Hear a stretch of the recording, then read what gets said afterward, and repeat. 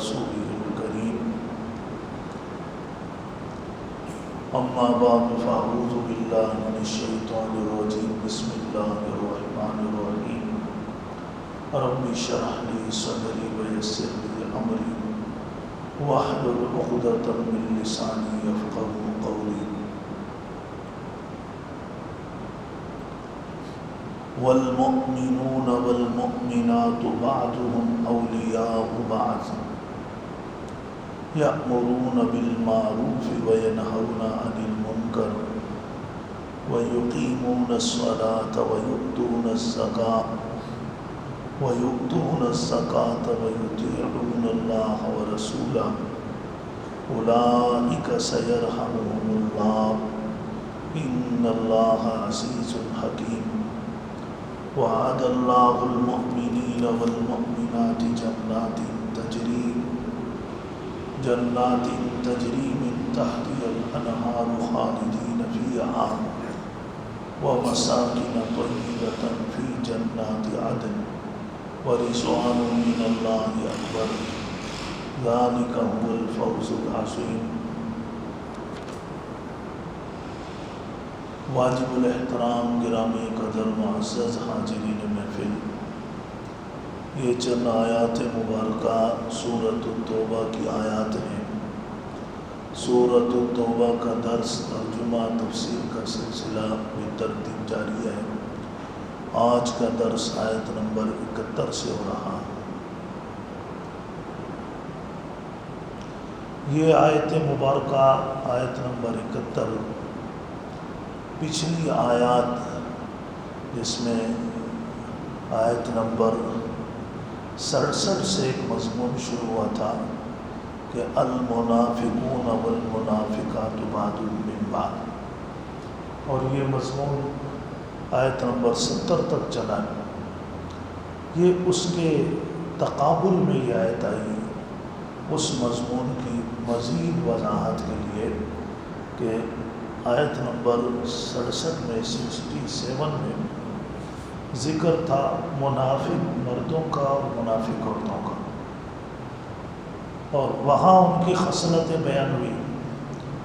یہاں ذکر ہے مومن مردوں کا اور مومن خواتین کا، اور یہاں ان کی صفات بیان ہوئی ہے.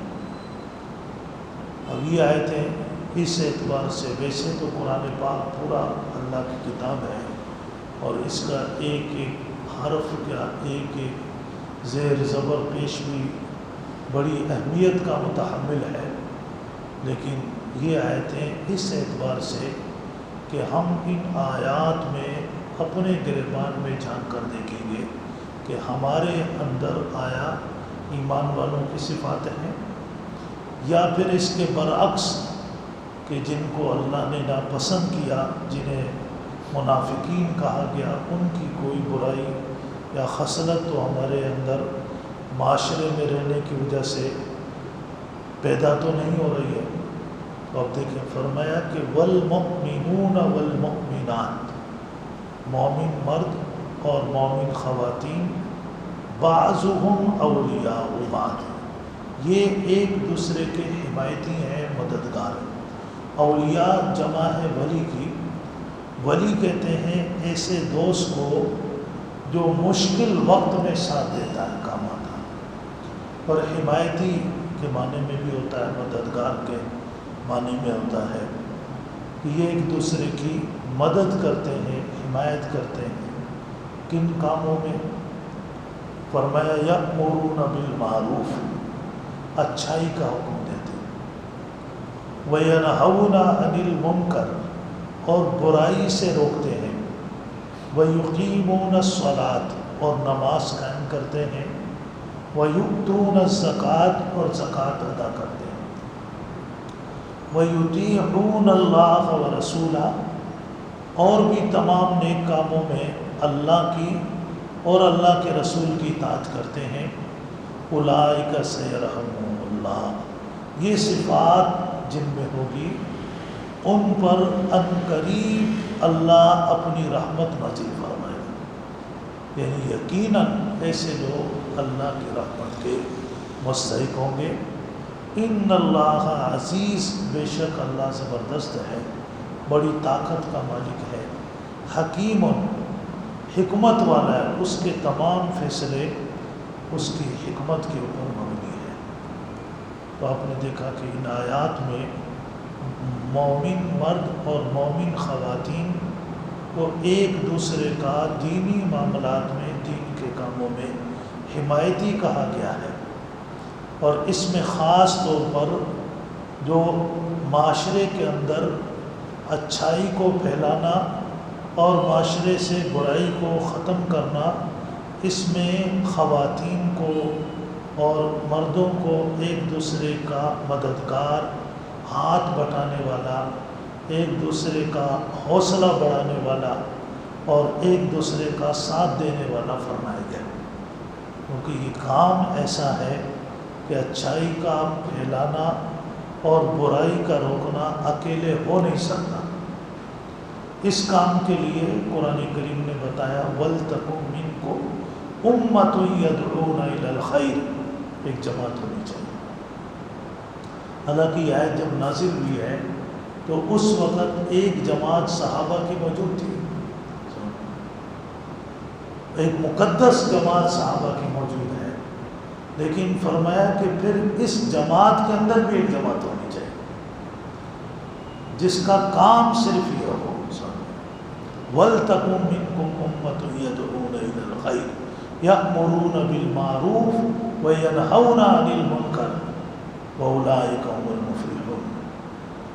تو اس میں کیا ہمیں ایک تو اس کا ترجمہ ہو گیا نا، ایک قرآن پاک میں ایک چیز اور ہے جس کو کہتے ہیں تدبر قرآن، افلا یتدبرون القرآن، قرآن پہ تدبر کریں کہ اس آیت سے ہمیں کیا بات سمجھ میں آئی کہ اچھائی کو پھیلانا اور برائی کو روکنے کے لیے یہ کام جب ہوگا جب ہم آپس میں ایک دوسرے کی حمایتی بنیں۔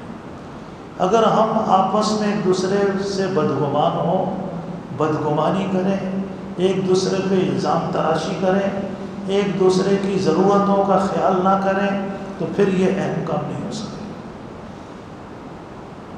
پھر یہ اہم کام نہیں ہوگا۔ تو اس کا نتیجہ کیا نکلے گا؟ نتیجہ وہ نکلے گا جو قرآن کریم سورہ انفال میں آپ نے پڑھا، اللہ نے فرمایا وَاتَّقُوا فِتْنَةً لَا تُصِيبَنَّ الَّذِينَ ظَلَمُوا مِنكُمْ خَاصَّةً، کہ اس فتنے سے بچو کہ جس فتنے کا وبال صرف ظالموں کو ہی نہیں پہنچتا، دوسرے لوگ بھی اس فتنے میں اور اس کے وبال میں مبتلا ہوں گے۔ یہ کون لوگ ہوں گے؟ حدیث میں آتا ہے یہ وہ لوگ ہوں گے کہ جب یہ اپنی آنکھوں سے دیکھتے ہیں کہ ایک ظالم ظلم کر رہا ہے، یہ اپنی طاقت کے مطابق، طاقت کے حدیث مبارکہ میں 3 اس کی شکلیں بیان کی گئی۔ ایک یہ کہ اگر ہاتھ سے روکنے کی طاقت ہے تو ہاتھ سے روکو، ہاتھ سے نہیں تو اس ظالم کے ظلم پر زبان سے تنقید کریں، اور زبان سے بھی تنقید نہیں کر سکتے تو کم سے کم اس سے دل میں نفرت کریں۔ ذالک اضعف الایمان، اس کے بعد ایمان کا کوئی ذرہ نہیں کہ دل میں بھی اس کے ظلم پر نہ، بلکہ اس کو اپنے مفادات کی ایک صورت سمجھ لینا کہ جس سے ہمیں فائدہ ہو رہا ہے۔ جیسے مدینہ منورہ کے منافقین جو تھے، وہ کافروں کی باتوں کو جو وہ مسلمانوں پہ ظلم ڈال رہے تھے، اس سے وہ اپنے مفادات میں سمجھتے تھے۔ حضور اکرم صلی اللہ علیہ وسلم نے بنی اسرائیل کا ایک واقعہ بیان کیا، فرمایا کہ بنی اسرائیل کا ایک آدمی مر گیا، قبر میں اس کے پاس جب فرشتے آئے سوال جواب کے بعد، اس سے کہا کہ جناب آپ نے گناہ کیا ہے اور جس کی سزا یہ ہے کہ تمہیں 100 کوڑے مارے جائیں گے۔ اس نے 100 کوڑوں کا سنا اور سنتے ہی چیخنا چلانا شروع کر دیا۔ فرشتے بڑے حیران ہوئے، اللہ سے عرض کرنے لگے کہ اللہ یہ آپ کا عجیب بندہ ہے، ابھی تو ہم نے اس کو کچھ بولا نہیں، اب تو اس کو صرف سزا سنائیے کہ 100 کوڑے تمہارے ایک گناہ کی سزا ہے۔ اس نے چیخنا شروع کر دیا، اللہ نے فرمایا اس کو کہہ دو 99 معاف 1 لگے گا۔ جب اس سے کہا گیا 99 معاف 1 لگے گا، اس نے کہا لگا دو۔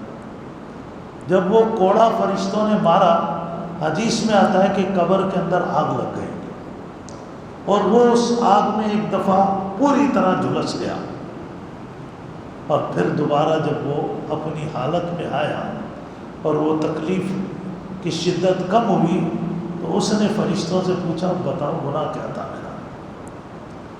فرشتوں نے اس کو یاد دلایا تم فلاں جگہ راستے پہ کھڑے تھے، کہا تمہیں ایک بندے نے اپنی مدد کے لیے پکارا تھا اور تم کر سکتے تھے پھر بھی تم نے اس کی مدد نہیں کی، ہے تمہارا گناہ تھا۔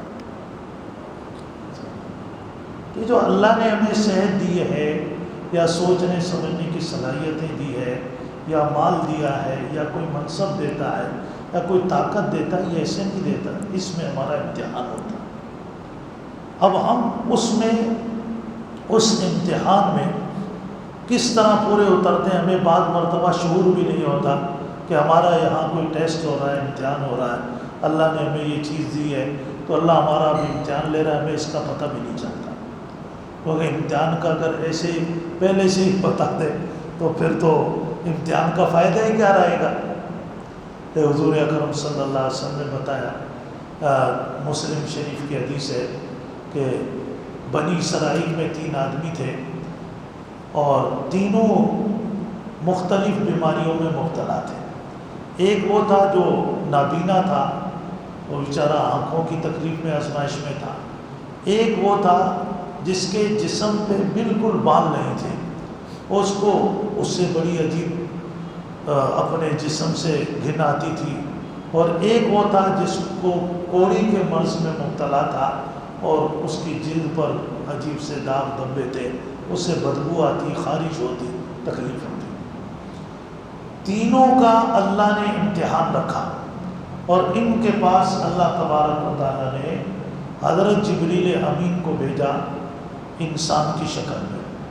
سب سے پہلے اس کے پاس آیا کہ جس کے جسم پہ بال نہیں تھے، اس سے آ کر حضرت جبریل امین ملے، بیٹھے، باتیں کی اور پوچھا اس سے کہ بھئی آپ کو کوئی پریشانی، کوئی تکلیف، کوئی ضرورت؟ اس نے کہا میں تو حیران ہوں کہ آپ میرے ساتھ اتنی دیر سے بیٹھے ہوئے مجھ سے باتیں کر، یہاں تو کوئی بندہ میرے قریب ہی نہیں آتا، میرے جسم سے اتنی بدبو آتی ہے، تو میں تو اسی بیماری سے پریشان ہوں کہ اللہ پاک میرے بھی جسم، میری جلد میں صلاحیت پیدا کرے، یہ جو گندا پسینہ آتا ہے یہ ختم ہو جائے، میرے جسم پہ بھی بال اگائے، سر کے بال آ جائیں، داڑھی کے بال آئیں، مونچھیں آئیں، پل کے آئیں، اور جسم کے جہاں جہاں بالوں کی ضرورت ہے آئے۔ تو حضرت جبریل امین نے اس طرح کوئی ہاتھ پھیرا اور کوئی پھونکا، اسی ٹائم اس کی وہ ساری تکلیف دور ہو گئی اور اس کے جسم پہ خوبصورت بال نکل آئے۔ وہ بڑا حیران ہوا، پھر پوچھا کہ کچھ اور ضرورت ہو؟ کہنے لگا کہ بس اب میرے معاش کے لیے اگر مجھے ایک اونٹنی مل جائے تو میں اس کا دودھ پی کر کچھ بیچ کر اپنا گزارا کر لوں گا۔ جبریل امین نے جا کر اونٹنی لا کر دی اور فرمایا کہ اللہ پاک تمہیں اس میں برکت عطا فرمائے۔ پھر اس دوسرے کے پاس گئے جو کوڑی کی بیماری میں مبتلا تھا، اس کے پاس جا کے باتیں کہی، بیٹھے، پھر اس سے اسی تکلیف کا، اس کی ضرورت کا پوچھا، اس نے بھی اپنی اسی پریشانی کا، بیماری کا اظہار کیا، اس کے لیے دعا کی، اس کی جلد بھی خوبصورت ہو گئی، اور پھر ضرورت پوچھی تو اس نے کہا کہ مجھے ایک گائے مل جائے تو میں اس کا دودھ پی کر بیچ کر اپنا گزارا کروں گا۔ ان کو گائے لا کر دی اور فرمایا اللہ تمہیں اس میں برکت عطا فرمائے۔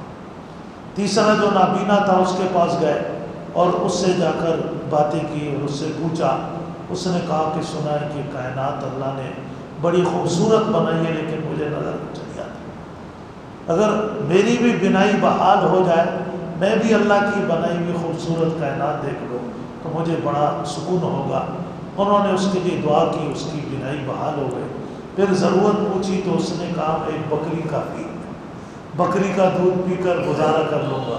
اس کو ایک بکری لا کر دی، دعا دی اللہ اس میں تمہیں برکت دے۔ حدیث میں آتا ہے کہ کچھ ہی عرصے میں وہ بندہ اونٹوں کے بہت بڑے ریوڑ کا مالک بن گیا، اور دوسرا بہت سی گایوں کا مالک بن گیا، اور تیسرا بہت سی بکریوں کا مالک بن گیا۔ اب وہ جو ایک وقت تھا وہ پورا ہوا، اب جبریل امین دوبارہ انسان کی شکل میں آئے، پہلے اس کے پاس گئے جس کو اونٹنی دی تھی، اس سے جا کر بیٹھے، باتیں کہی اور کہا کہ میں ایک مسافر غریب انسان ہوں، یہاں سے گزر رہا تھا، میری سواری تھک گئی اور وہ چلنے کے قابل نہیں ہے، تو میں آپ کے پاس آیا ہوں کہ آپ میری کچھ مدد کریں، کوئی مجھے بھی سواری دے دیں، اونٹ دے دے، میں اپنے گھر پہنچ جاؤں۔ اس نے کہا کہ یار تمہارے جیسے بہت سے لوگ میرے پاس آتے رہتے ہیں، اور میرے اپنے رشتہ دار بھی بہت سے غریب ہیں، میں پہلے ان کی بڑی مدد کرتا ہوں، اب تمہارے لیے میرے پاس کچھ نہیں۔ جبریل امین نے فرمایا کہ یار میں نے باہر تمہارے بارے میں سنا ہے کہ تم ایسے تھے، تمہارے جسم پہ بال نہیں تھے، کوئی ایسے درویش آیا تھا، اس نے تمہیں دعا دی تھی، ایک اونٹنی دی تھی۔ اس نے کہا یہ آپ نے غلط سنا، میں تو جدی پشتی خوبصورت اور مالدار چلا آیا ہوں، یہ آپ نے کسی اور کے بارے میں سنا ہوگا، ایسی کوئی کہانی میرے ساتھ نہیں بھی ہے۔ آج جبریل امین نے فرمایا اگر تو جھوٹ بولتا ہے تو اللہ تمہیں دوبارہ اسی طرح کر دے جیسے تم تھے، ایک لمحہ بھی نہیں لگا، وہ سارے خوبصورت جلد، خوبصورت بال سارے جھڑ گئے، وہ جانور جو تھے سب مر گئے۔ پھر دوسرے کے پاس گئے، وہ جس کو گائے دے کر گئے تھے، اس سے بات کہی، کہا کہ یار کوئی جانور کا سواری کا انتظام کر دو۔ اس نے بھی آگے سے ہی کہا، بولا یار میں پہلے بہت سے لوگوں کے ساتھ مدد کر رہا ہوں، میرے پاس تمہیں دینے کے لیے کچھ نہیں۔ انہوں نے وہی کہا کہ میں نے سنا ہے تم ایسے غریب تھے، تمہاری تم کوڑی کے بیمار تھے، یہ تھا۔ اس نے کہا آپ نے غلط سنا، ہم جدی پشتی خوبصورت اور مالدار چلے آئے۔ انہوں نے کہا اگر تم جھوٹ بولتے ہو تو اللہ تمہیں دوبارہ ایسے ہی کر دے جیسے تم پہلے تھے۔ اسی طرح ہو گیا۔ جب وہ بکری والے کے پاس گئے، وہاں بیٹھے، تھوڑی باتیں کہی اور اس سے کہا کہ مجھے اس طرح سے جو ہے وہ ایک سواری کی ضرورت ہے۔ اس نے کہا بالکل آپ جو چاہیے آپ کو مل جائے گی، ہم آپ کے ساتھ ہر طرح کا تعاون کریں گے۔ پھر فرمایا کہ میں نے سنا ہے کہ تم ایسے غریب تھے، ایسے تھے۔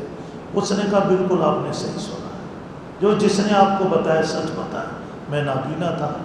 اسی طرح جیسے آج آپ آئے، کوئی مسافر آیا تھا اور اس مسافر نے مجھے دعا دی تھی اور ایک بکری دے کر چلا گیا تھا، اللہ نے اس میں برکت دی، لیکن میں تم پر حیران ہوں کہ تم واسطہ اس رب کا دے رہے ہو اور مانگ ایک ہی مجھ سے بکری رہے ہو، یہ تو سارا ریوڑ اس کے نام پہ قربان ہے۔ تو جبریل امین کھڑے ہوئے اس کو سینے لگایا اور اس کی کمر پہ تھپکی دی، کہا کہ مجھے کسی چیز کی ضرورت نہیں ہے، میں خود فرشتہ ہوں، جبریل امین ہوں، تم 3 بندوں کا اس بستی میں امتحان تھا، تمہارے 2 ساتھی ناکام ہو گئے اور تمہیں اللہ پاک نے اس امتحان میں سرخرو کر دیا۔ تو یہ جو کچھ ہمیں ملا ہے یہ اللہ کی طرف سے ایک آزمائش ہے۔ اگر ہم ان چیزوں کو پا کر اللہ کے دین کا کام نہ کریں بلکہ ایک دوسرے کے لیے رکاوٹ پیدا کریں، ایک دوسرے کو پریشان کریں، تو پھر یہ دین کا کام ہوگا نہیں، پھر اس کا مطلب ہے کہ ہم اس امتحان میں ناکام ہو گئے۔ تو یہ اللہ نے ایمان والوں کی بات کہی، اور حدیث مبارکہ میں بھی آپ نے مومن کی جو تعریف کی، فرمایا المؤمن للمؤمن کالبنیان یشد بعضہ بعضا، ایک ایمان والا دوسرے ایمان والے کے لیے ایک عمارت کی طرح ہوتا ہے، جس طرح ایک دیوار کی اینٹیں، ایک اینٹ دوسری اینٹ کو طاقت پہنچاتی ہے، دوسری اینٹ تیسری اینٹ کو طاقت پہنچاتی ہے، وہ آپس میں جڑ کر اس طرح وہ پوری عمارت کھڑی ہوتی ہے۔ اسی طرح ایمان والے ایک دوسرے کو طاقت پہنچاتے ہیں اور وہ اس طاقت سے اللہ کے دین کو طاقت پہنچتی ہے، اس سے پھر دین کا کام ہوتا ہے۔ یہ فرمایا کہ مومن ایک دوسرے کے حمایتی ہیں، یأمرون بالمعروف وینہون عن المنکر ویقیمون الصلاۃ، نماز کا اہتمام کرتے ہیں، زکوٰۃ فرض ہو وہ ادا کرتے ہیں، اللہ اور اس کے رسول کی اطاعت کرتے ہیں۔ ایسے لوگوں پہ اللہ کا خاص کرم ہوگا، اللہ کی رحمت نازل ہوگی دنیا میں، اور مرنے کے بعد ان کو کیا ملے گا؟ وعد اللہ المؤمنین والمؤمنات جنات، ان ایمان والے مردوں اور خواتین سے اللہ نے جنتوں کا وعدہ کیا ہے، تجری من تحتی الانہار، جس کے نیچے یعنی وہاں پانی کی، دودھ کی نہریں بہہ رہی ہوگی۔ قرآن کریم نے جنت میں بہنے والی نہروں کی 4 قسمیں بیان کی ہے: صاف شفاف پانی سورہ محمد میں، اور صاف شفاف دودھ، صاف شفاف شہد، اور صاف شفاف شراب۔ وَمَسَاكِنَ طَيِّبَةً، اور پاکیزہ گھر ہوں گے، پاکیزہ رہائش ہوگی۔ وہ کیسے پاکیزہ ہوں گے؟ قرآن نے کہا لا يسمعون فیہا لغوا ولا تاثیما، وہاں کوئی ایسی بات نہیں سنیں گے جس سے کہ ان کو تکلیف ہو۔ اس دنیا میں انسان جتنا بھی اچھا گھر بنا لے اور پرسکون رہ رہا ہے، ایک ٹیلی فون آتا ہے کہیں سے، اندر سے بے چین ہو جاتا، بیچارے اتنی اچھی گھر میں رہ رہے ہو، اتنی اچھی تمہارے پاس گاڑی ہے، اتنا زیادہ بینک بیلنس ہے، یار وہ اس بندے نے ایسا کہہ دیا، وہ ایک چھوٹی سی بات اندر سے بے چین کر دیتی۔ لیکن فرمایا کہ جنت میں ایسی کوئی بات ہوگی نہیں کہ جس سے اندر بے چینی پیدا ہو۔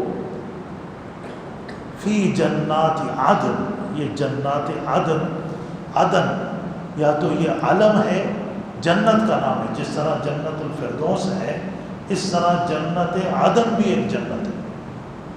جنت عدن کے بارے میں حدیث ہے حضرت ابو درداء رضی اللہ تعالیٰ عنہ سے کہ آپ نے فرمایا کہ دار اللہ التی لم ترى عین، جنت عدن اللہ کی وہ جنت ہے جو کسی نے دیکھی نہیں، ولن تخطر علی قلب بشر، اس کی نعمتوں کا خیال کبھی انسان کے دل میں دنیا میں آ نہیں سکتا۔ ولا یسکنھا سوا ثلاثہ، 3 قسم کے لوگ وہاں جائیں گے، نمبر 1 انبیاء، نمبر 2 صدیقین، نمبر 3 شہداء۔ انبیاء یہ تو اللہ کی طرف سے ایک وہبی چیز ہے، جس کو اللہ چاہتے ہیں نبی بناتے ہیں، اور حضور اکرم صلی اللہ علیہ وسلم پر آ کر نبوت کا سلسلہ کامل ہو گیا، آپ کے بعد اب کوئی نبی نہیں آئے۔ لیکن باقی جو 2 چیزیں ہیں، صدیقین، شہداء، یہ سب بن سکتے۔ آدمی اپنے آپ کو جھوٹ سے بچائے کہ میں نے سچ بولنا ہے، جھوٹ نہیں بولنا، تو صدیقین میں شمار ہو جائے۔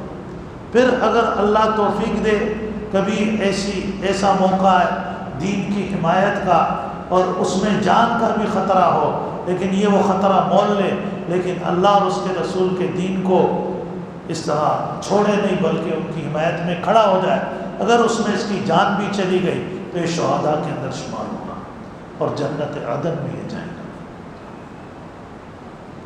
وَرِضْوَانٌ مِّنَ اللَّهِ أَكْبَرُ، اور ان کو اللہ کی رضا خوشنودی ملے گی جو سب سے بڑی نعمت ہے۔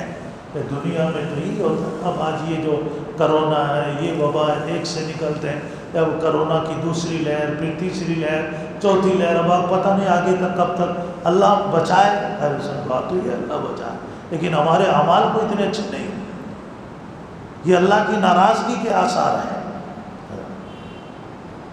لیکن وہاں کیا ہوگا؟ اللہ کی رضا ملے گی، اعلان ہوگا، اللہ پاک جنتیوں کو جمع کر کے ان سے فرمائیں گے کہ تمہیں کچھ اور چاہیے؟ وہ عرض کریں گے کہ اللہ آپ نے سب کچھ تو ہمیں دے دیا، اور ہمیں کیا چاہیے؟ اللہ فرمائیں گے اچھا پھر سنو، آج میں تمہیں وہ نعمت عطا فرماتا ہوں جو دنیا میں تمہیں نہیں ملی، وہ میری رضا ہے، اب میں تم سب سے ہمیشہ کے لیے راضی ہو گیا، کبھی بھی میں تم سے ناراض نہیں ہوں گا۔ ذالک هو الفوز العظیم، یہ ہوگی بہت بڑی کام۔ جو میں امت اخبار والے نے لکھا، مولانا شرف علی تھانوی صاحب کے حوالے سے، فرمایا کہ امریکہ میں ایک فلم کمپنی کا مالک تھا، وہ مسجد میں آیا، عربوں کی مسجد تھی، تو وہاں امام سے کہنے لگا جی آپ حضرات کہ میں نے نماز کی فلم بنانی ہے، اس کے لیے مجھے ایک امام چاہیے، ایک مؤذن چاہیے، 15-16 نمازی چاہیے، اور میں اس کے ذریعے سے دنیا کے اندر مسلمانوں کے نماز کا جو طریقہ ہے یہ میسیج اور یہ پیغام عام کرنا چاہتا ہوں۔ انہوں نے اجازت دے دی۔ وہ آیا اور وہ جو امام تھے عربی تھے، پہلے مؤذن نے اذان تھی، بڑی خوبصورت آواز میں اذان ہوئی، پھر نماز شروع ہوئی۔ یہ بندہ، اس کے کارندے تو کام کر رہے تھے، یہ ایک طرف بیٹھ کے رو رہا تھا۔ بس جیسے ہی یہ فلم بنی، اس نے کھڑے ہو کے کہا کہ جی مجھے بھی کلمہ پڑھا دیں۔ مسلمان ہوا اور اس سے پتہ چلا کہ یہ فلمیں بنانا اسلام میں جائز نہیں ہے، وہ کام ہی چھوڑ دیا۔ اس کو کسی نے کہا کہ تو تم نے اپنا بہت بڑا نقصان کر دیا، اتنا اچھا کاروبار چل رہا تھا، پیسے کما رہے تھے، اور تم نے تو یہ کام ہی چھوڑ دیا۔ اس نے کہا سنو، میں نے سب سے پہلے کپڑے کا کاروبار کیا تھا، اور اس میں میں نے بڑا پیسہ کمایا، لیکن مجھے دلی سکون نہیں تھا، میں نے وہ کام چھوڑ دیا۔ اس کے بعد میں نے شو روم کھولے، بڑے بڑے گاڑیوں کا کام کیا، نئی گاڑیاں بیچی، بڑا پیسہ کمایا، لیکن دل میں سکون نہیں تھا۔ پھر وہ کام بھی میں نے چھوڑا، پھر یہ میں نے فلم کمپنی بنائی، بڑا پیسہ کمایا، لیکن دل میں اطمینان نہیں تھا۔ آج میں نے کلمہ پڑھا، اور اب جب میں نماز پڑھتا ہوں اللہ نے مجھے دل کا سکون عطا فرما دیا۔ اب دولت کی ضرورت ہے، دل کا سکون مل گیا۔ یہاں ایک اشکال ہوتا ہے، جو یہ ہماری جو محفل ہے یہ صرف اصلاحی بیان نہیں، یہ علمی مجلس ہے نا، علمی مجلس میں ایک اشکال بھی ہو جاتا۔ اشکال یہ کہ آج تو بہت سے مسلمان بھی ایسے ہیں، کلمہ بھی پڑھتے ہیں، نماز بھی پڑھتے ہیں، ان کو دل کا سکون نہیں۔ اس کی کیا وجہ ہے؟ بات یاد رکھیں، اس مسئلے کو سمجھنا ہوگا۔ دل کا سکون اس بندے کو ملتا ہے کہ جس کا دل مطمئن ہو، میں سیدھے راستے پہ جا رہا ہوں۔ آپ لینڈ کروزر میں بیٹھے ہوئے اور جا رہے ہیں، آپ کو فون آیا کہ جناب آپ تو غلط راستے پہ نکلے ہوئے، اب آپ بے چین ہو جائیں گے، یار یہ کیا ہوگا؟ غلط ہے۔ تو ایک بندہ جب راستہ غلط اختیار کرتا ہے، خواہ وہ مسلمان ہو نمازی ہو، اسے سکون نہیں ملے گا۔ سکون اسے ملے گا جو مطمئن ہو کہ جو راستہ میں نے اختیار کیا یہ صحیح ہے، اور اس کے آخر میں خواہ مجھے راستے میں چلتے ہوئے تکلیف آئے، پریشانی آئے، لیکن آخر میں اپنی منزل مقصود پر پہنچ جاؤں گا، اسے اطمینان اور سکون ہوگا۔